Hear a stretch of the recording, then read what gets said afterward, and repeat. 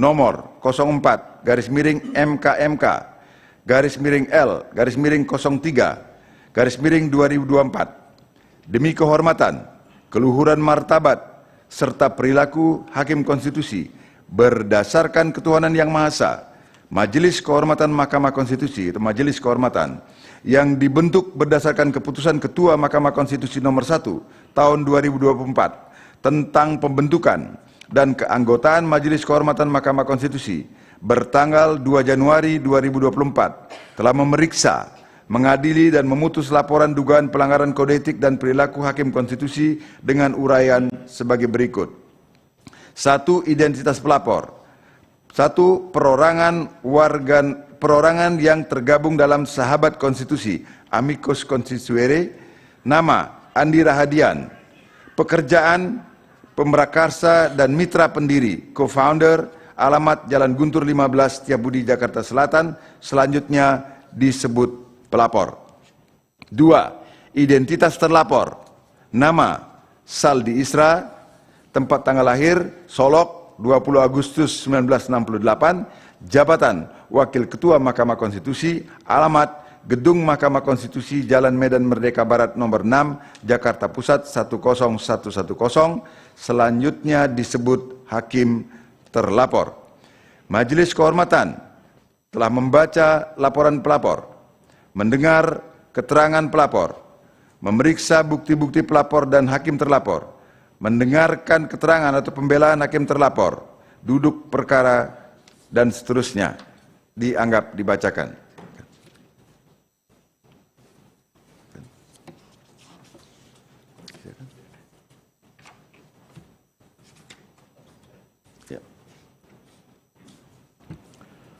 Lima, pertimbangan hukum dan etika. 5.1. Menimbang bahwa sebelum mempertimbangkan pokok-pokok laporan, Majelis Kehormatan terlebih dahulu akan menguraikan mengenai kewenangan Majelis Kehormatan dan kedudukan hukum pelapor sebagai berikut. Kewenangan Majelis Kehormatan. Menimbang bahwa sebelum Majelis Kehormatan mempertimbangkan mengenai dugaan adanya pelanggaran kode etik dan perilaku Hakim Konstitusi, Majelis Kehormatan perlu untuk terlebih dahulu menguraikan mengenai ruang lingkup kewenangan yang dimiliki dalam kaitannya dengan laporan akuo. Undang-Undang Nomor 7 Tahun 2020 tentang perubahan ketiga atas Undang-Undang Nomor 24 Tahun 2003 tentang Mahkamah Konstitusi, selanjutnya disebut dengan Undang-Undang Nomor 7 Tahun 2020, Pasal 27A ayat 2 menyatakan, untuk menegakkan kode etik dan pedoman perilaku Hakim Konstitusi dibentuk Majelis Kehormatan Konstitusi. Kemudian Undang-Undang 48 Tahun 2009 tentang kekuasaan kehakiman atau Undang-Undang 48 2009 khususnya pada pasal 4 ayat 1 dan ayat 2 menyatakan pengawasan Hakim Konstitusi dilakukan oleh Majelis Kehormatan Hakim Konstitusi. Pengawasan sebagaimana dimaksud pada ayat 1 diatur dengan undang-undang. Susunan sistematika keberadaan ketentuan akuo berada pada bab 6 Undang-Undang Nomor 48 Tahun 2009. Bagian terdiri dari 6 pasal 39 sampai dengan pasal 44. Hanya ada satu pasal pada bagian tersebut yang mengatur mengenai pengawasan terhadap Hakim Konstitusi, yaitu pasal 44 Undang-Undang 48 Tahun 2009. Sementara selebihnya adalah pengaturan mengenai pengawasan di lingkungan Mahkamah Agung. Hal ini menunjukkan bahwa pengawasan terhadap Hakim Konstitusi hanya dapat dilakukan oleh sebuah lembaga, yaitu Majelis Kehormatan Mahkamah Konstitusi.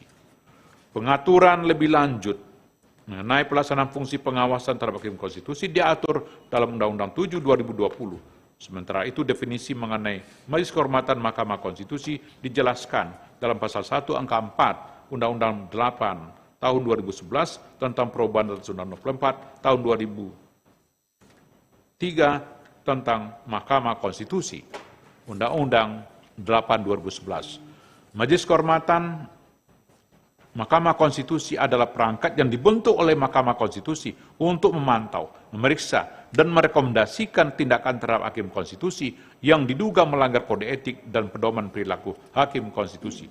Dengan demikian, fungsi pengawasan terhadap Hakim Konstitusi sebagaimana diatur dalam Undang-Undang 48 2009 diuraikan pada Undang-Undang 8 2011 dan Undang-Undang 7 2020 serta PMK nomor 1 tahun 2003 berupa kegiatan pemantauan, pemeriksaan, dan pemberian rekomendasi mengenai bentuk tindakan yang harus dilakukan terhadap Hakim Konstitusi yang dilakukan atau yang melakukan pelanggaran kode etik. Majelis Kehormatan dalam menjalankan kewenangannya didasarkan pada dua hal, yaitu laporan dan atau temuan VD pasal 11 PMK 1 2023. Yang disebut laporan adalah surat laporan dugaan yang dilakukan oleh pelapor kepada Majelis Kehormatan mengenai dugaan pelanggaran kode etik dan pedoman perilaku Hakim Konstitusi yang dilakukan oleh Hakim terlapor, PD pasal 12 ayat 1 PMK 1 2003. Sementara yang disebut temuan adalah dugaan adanya pelanggaran terhadap ketentuan kode etik dan pedoman perilaku Hakim Konstitusi yang diperoleh melalui pemberitaan media massa, baik cetak maupun elektronik dan atau masyarakat luas, VD pasal 13 ayat 1 PMK 1 2023. Menimbang bahwa laporan aku adalah laporan tentang dugaan pelanggaran kode etik dan perilaku yang dilakukan oleh hakim terlapor, dan setelah Majelis Kehormatan membaca secara seksama laporan aku sebagaimana diuraikan pada bagian duk perkara dalam pesan ini, Majelis Kehormatan berkesimpulan bahwa Majelis Kehormatan berwenang untuk memeriksa dan memutus dugaan pelanggaran kode etik dan perilaku Hakim Konstitusi yang diduga dilakukan oleh hakim terlapor sebagaimana diuraikan dalam laporan aku. Kedudukan hukum terpelapor. 5.3. Menimbang bahwa berdasarkan pasal 1 angka 8 junto pasal 15 ayat 1 PMK 1 2023 yang dapat mengajukan laporan adalah perseorangan, kelompok orang, lembaga dan atau organisasi yang mempunyai kepentingan langsung dengan substansi yang dilaporkan. Majelis Kehormatan berpendapat bahwa kepentingan langsung dimaksud dalam pasal 1 angka 8 junto pasal 15 ayat 1 PMK 1 2023 adalah kepentingan yang langsung terganggu dan atau tercederai oleh pelanggaran terhadap kode etik dan perilaku Hakim Konstitusi yang diduga dilakukan oleh Hakim Konstitusi. Kepentingan dimaksud adalah kepentingan yang untuk menjaga atau memelihara kepercayaan publik terhadap Mahkamah Konstitusi dalam melaksanakan kewenangan konstitusionalnya secara efektif. Kepentingan demikian ada atau dimiliki oleh setiap pihak yang dalam kehidupan ketatanegaraan terpengaruh oleh pelaksanaan kewenangan-kewenangan konstitusional Mahkamah Konstitusi, antara lain warga negara Indonesia, baik perseorangan maupun kelompok, lembaga, atau organisasi. Bahwa pelapor dalam registrasi nomor 04-L-MKMK-L-03-03-2024 merupakan perorangan warga negara Indonesia yang tergabung dalam sahabat konstitusi, amicus constituere, dan berprofesi sebagai advokat. Oleh karena itu, pelapor memiliki kedudukan hukum untuk mengajukan laporan aku. 5.4. Menimbang bahwa oleh karena Majelis Kehormatan berwenang untuk memeriksa dan memutus laporan aku dan pelapor memiliki kedudukan hukum untuk mengajukan laporan, selanjutnya Majelis Kehormatan akan mempertimbangkan pokok laporan pelapor. Pertimbangan Majelis Kehormatan dalam pokok laporan. 5.5. Menimbang bahwa setelah memeriksa secara seksama laporan dan keterangan pelapor serta alat bukti sebagaimana telah diuraikan pada bagian duduk perkara, terdapat dua hal yang oleh Majelis Kehormatan dipandang relevan untuk dipertimbangkan, yaitu: 1. Apakah benar terdapat pelanggaran kode etik dan perilaku Hakim Konstitusi yang dilakukan oleh hakim terlapor dalam penyampaian pendapat berbeda dissenting opinion pada perkara nomor 90/PUU/221/2023.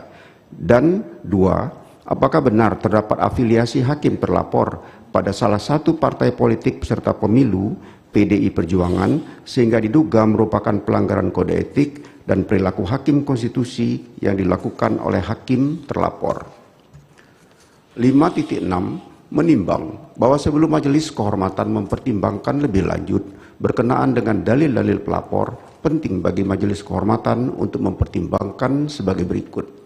5.6.1. Bahwa oleh karena pentingnya keberadaan kode etik dan perilaku Hakim Konstitusi atau Sabta Karsa Utama sebagaimana halnya dengan kode etik dan perilaku hakim pada umumnya yang berlaku secara universal, maka sebelum mempertimbangkan kedua hal sebagaimana diuraikan pada paragraf 5.5 di atas, Majelis Kehormatan memandang perlu untuk menjelaskan relevansi bahkan keniscayaan dari keberadaannya dalam kaitan dengan keberadaan kode etik dan perilaku hakim konstitusi. 5.6.2 bahwa keberadaan kode etik dan perilaku hakim konstitusi atau Sabta Karsa Utama tidak dapat dilepaskan, bahkan merupakan syarat yang tidak dapat ditiadakan conditio sine qua non dari amanat yang sekaligus merupakan kebutuhan konstitusional untuk menghadirkan sosok-sosok pengemban jabatan hakim konstitusi yang dalam dirinya dipersyaratkan harus melekat integritas, kepribadian yang jujur, tidak tercela, negarawan, yang menguasai konstitusi dan ketatanegaraan serta tidak merangkap sebagai pejabat negara, sebagaimana secara eksplisit disuratkan dalam pasal 24C ayat 5 UUD 1945 dengan amanat dan sekaligus kebutuhan konstitusional sebagaimana diamanatkan oleh pasal 24C ayat 5 UUD 1945 tersebut. Maka dalam diri seorang hakim konstitusi yang dituntut oleh konstitusi atau Undang-Undang Dasar 1945 bukanlah semata-mata kepakarannya dalam bidang konstitusi dan ketatanegaraan, melainkan juga kepribadian, sikap, dan perilaku etis dalam mengemban jabatan yang dipercayakan kepadanya. Dalam konteks itu pula, seharusnya titik tolak pemahaman diletakkan dalam menjawab pertanyaan mengapa seleksi terhadap hakim konstitusi dilakukan dengan melibatkan 3 organ konstitusi, yaitu DPR, Presiden, dan Mahkamah Agung, yang dalam gagasan negara modern merepresentasikan pemegang 3 kekuasaan utama dalam negara.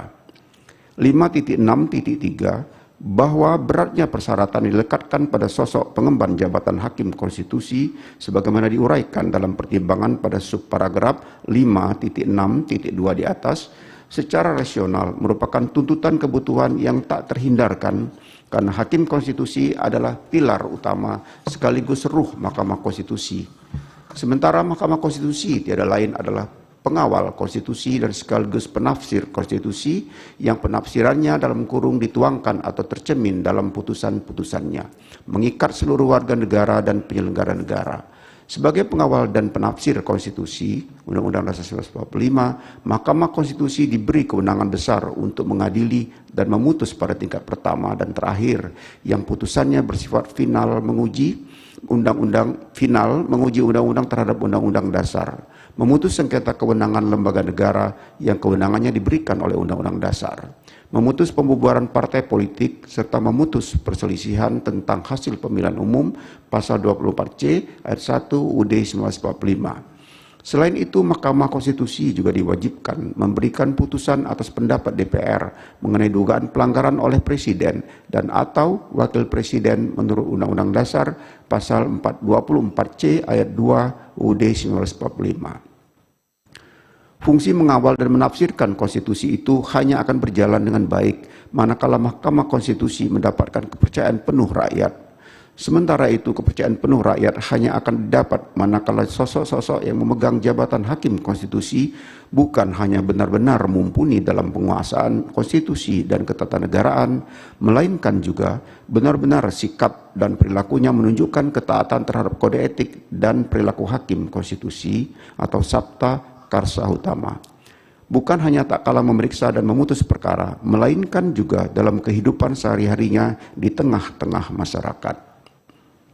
5.6.4 bahwa mengingat penting dan mendasarnya makna keberadaan kode etik dan pedoman perilaku hakim konstitusi atau Sabta Karsa Utama sebagaimana diuraikan dalam pertimbangan pada subparagraf 5.6.2 dan 5.6.3 di atas, tidaklah berlebihan jika dikatakan bahwa kode etik dan perilaku hakim konstitusi atau Sabta Karsa Utama secara esensial adalah ibarat konstitusi etik bagi hakim konstitusi. Sebagai konstitusi etik, sebagaimana layaknya konstitusi, ia memiliki kedudukan mendasar dan fundamental bagi hakim konstitusi. Bukan sekedar pajangan formalitas yang nirmakna dan esensi, karena itu Sabta Karsa Utama harus benar-benar menginternal atau mendarah daging ke dalam kepribadian setiap hakim konstitusi. Sebab Tanpa internalisasi demikian, dapat dipastikan Hakim Konstitusi tidak akan berhasil meraih kepercayaan dan dukungan masyarakat yang merupakan kebutuhan mutlak bagi pentaatan dan efektivitas putusan-putusan Mahkamah Konstitusi. Manakala kepercayaan dan dukungan masyarakat tidak berhasil diraih, secara esensial Hakim Konstitusi sesungguhnya telah gagal memerankan dirinya sebagai pilar utama dan ruh Mahkamah Konstitusi. Apabila kegagalan demikian berlanjut tanpa ada upaya serius untuk menanggulanginya, di antaranya terutama namun bukan satu-satunya, melainkan tindakan penegakan etik dan perilaku oleh lembaga atau perangkat yang diberi wewenang untuk itu, sebagaimana yang saat ini berada di tangan Majelis Kehormatan. Menurut penalaran yang wajar, fungsi Mahkamah Konstitusi sebagai pengawal dan penafsir konstitusi tidak akan berjalan sebagaimana yang diharapkan oleh logika desain ketatanegaraan menurut Undang-Undang Dasar 1945. 5.7 menimbang bahwa setelah mempertimbangkan substansi mendasar berkenaan dengan keberadaan kode etik dan perilaku Hakim Konstitusi serta keniscayaan kehadiran Majelis Kehormatan dalam konteks itu sebagaimana diuraikan pada paragraf 5.6 di atas. Selanjutnya, Majelis Kehormatan akan mempertimbangkan kedua hal yang diduga mengandung isu pelanggaran kode etik dan perilaku Hakim Konstitusi sebagaimana diuraikan pada paragraf 5.5. 5.8 menimbang bahwa berkenaan dengan dalil pelapor yang pada pokoknya mendalilkan terdapat pelanggaran kode etik dan perilaku Hakim Konstitusi yang dilakukan oleh hakim terlapor dalam penyampaian pendapat berbeda dissenting opinion pada perkara nomor 90/PUU 221/2023. Majelis Kehormatan mempertimbangkan sebagai berikut. 5.8.1 bahwa isu hukum dari laporan pelapor berkenaan dengan pendapat hukum atau dissenting opinion hakim terlapor dalam putusan nomor 90/PUU/221/2023 yang diduga melanggar kode etik dan perilaku Hakim Konstitusi. Persoalan dimaksud telah cukup dipertimbangkan dalam pertimbangan hukum Majelis Kehormatan nomor 3/MKMK/L/11/2023 paragraf 7.16.1 sebagai berikut, dianggap dibacakan 1, 2, 3. Berdasarkan pada temuan fakta dan hukum sebagaimana diuraikan di atas, menurut Majelis Kehormatan, Hakim terlapor Saldi Irsyah tidak dikatakan melanggar kode etik yang disebabkan materi muatan terpendapat berbeda atau dissenting opinion dalam putusan nomor 90/PUU 221/2023. Meskipun ada ruang pada bagian awal pembukaan pendapat berbeda atau dissenting opinion yang mengungkap sisi emosional seorang hakim, namun hal itu tidak dapat dikatakan sebagai pelanggaran kode etik, sebab sebagaimana diuraikan dalam pertimbangan hukum di atas, bagian pendapat berbeda, dissenting opinion Hakim Konstitusi merupakan satu kesatuan yang utuh yang tak dapat dipisahkan dari putusan nomor 90/PUU 221/2023. Oleh karena itu, terhadap pendapat berbeda atau dissenting opinion berlaku azas res judicata pro paritatis habetur. Artinya, putusan hakim harus dianggap benar. Terlebih jika dicermati dalam dokumen pendapat berbeda hakim terlapor Saldi Irsyah, pada pokoknya terdapat dua isu yang dibahas, yakni terkait dengan isu pengambilan keputusan yang erat kaitannya dengan hukum acara dan isu substansi perkara itu sendiri. Memang seyogyanya pendapat berbeda membahas kontra argumentasi hukum dan substansi perkara yang termuat pada bagian pertimbangan hukum putusan, sehingga terlihat jelas perbedaan ide gagasan dipersoalkan. Namun jika hakim ingin membahas dari sudut pandang berbeda yang tidak terkait dengan pokok perkara seperti membahas dari perspektif prosedural yang berkaitan dengan hukum acara, hal itu pun tidak bermasalah. Sebab pada hakikatnya pendapat berbeda atau dissenting opinion seorang hakim merupakan wujud independensi persoalan personal dan bagian dari kemerdekaan kekuasaan kehakiman. Dengan demikian, dalil para pelapor terkait isu ini tidak beralasan menurut hukum dan harus dikesampingkan.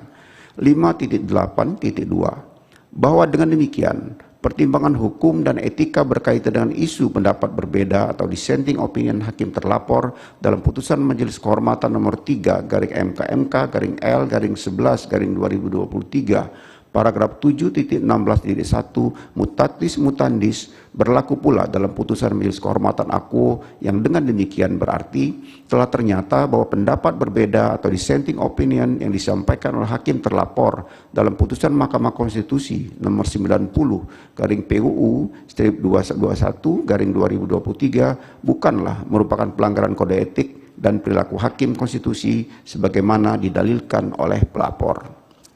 5.9 menimbang bahwa berkenaan dengan dalil pelapor yang pada pokoknya menyatakan terdapat afiliasi hakim terlapor pada salah satu partai politik peserta pemilu dalam kurung PDI Perjuangan sehingga diduga merupakan pelanggaran kode etik dan perilaku hakim konstitusi yang dilakukan oleh hakim terlapor, Majelis Kehormatan mempertimbangkan sebagai berikut.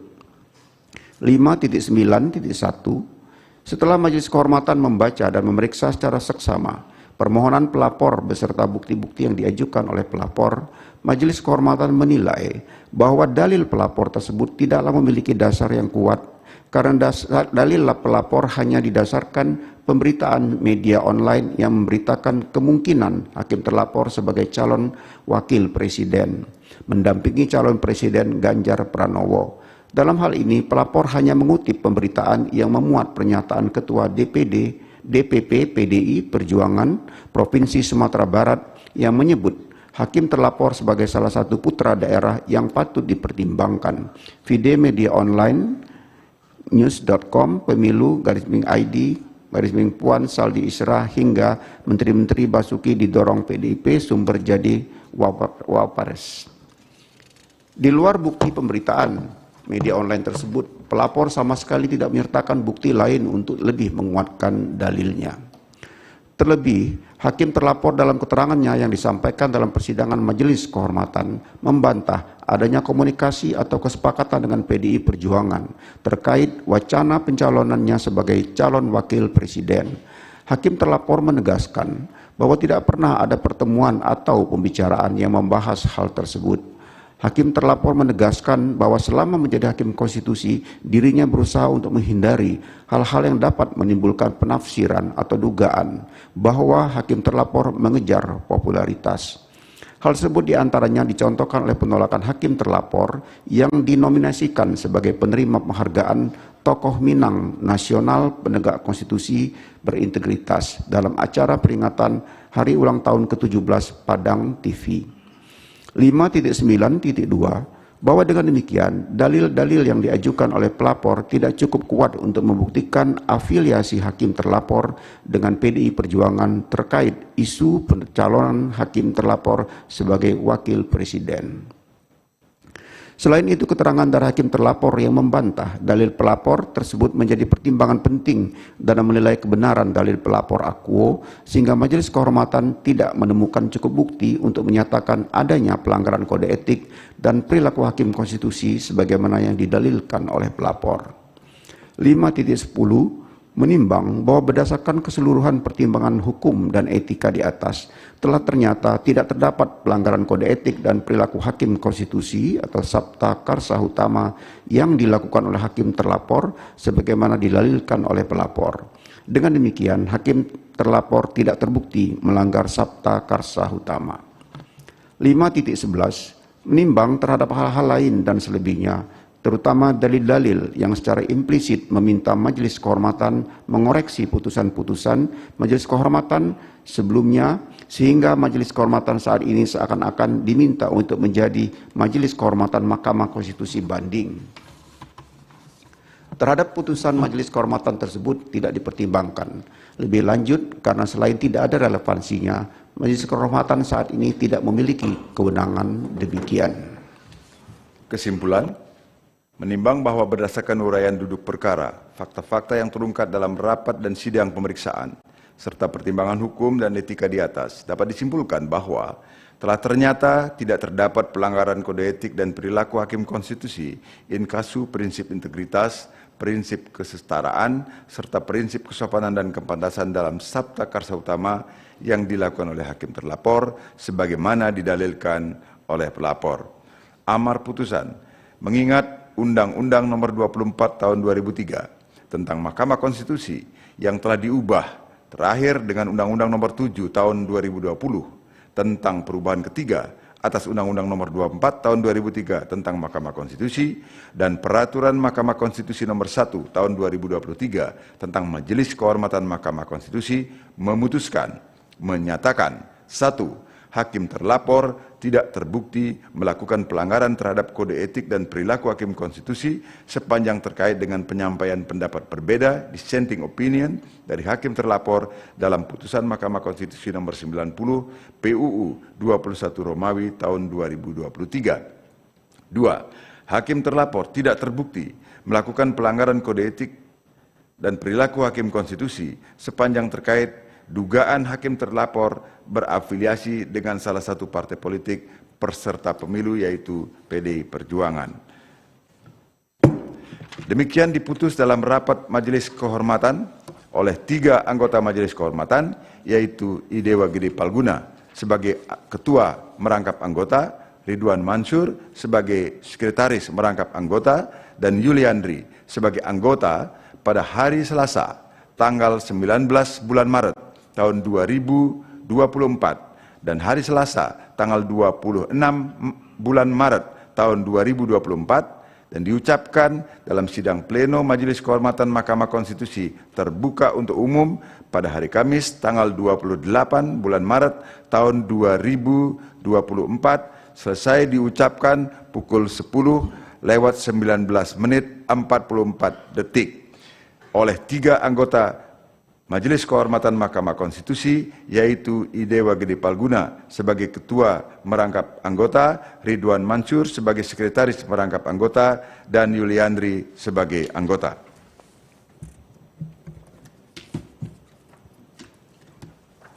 Yang terakhir,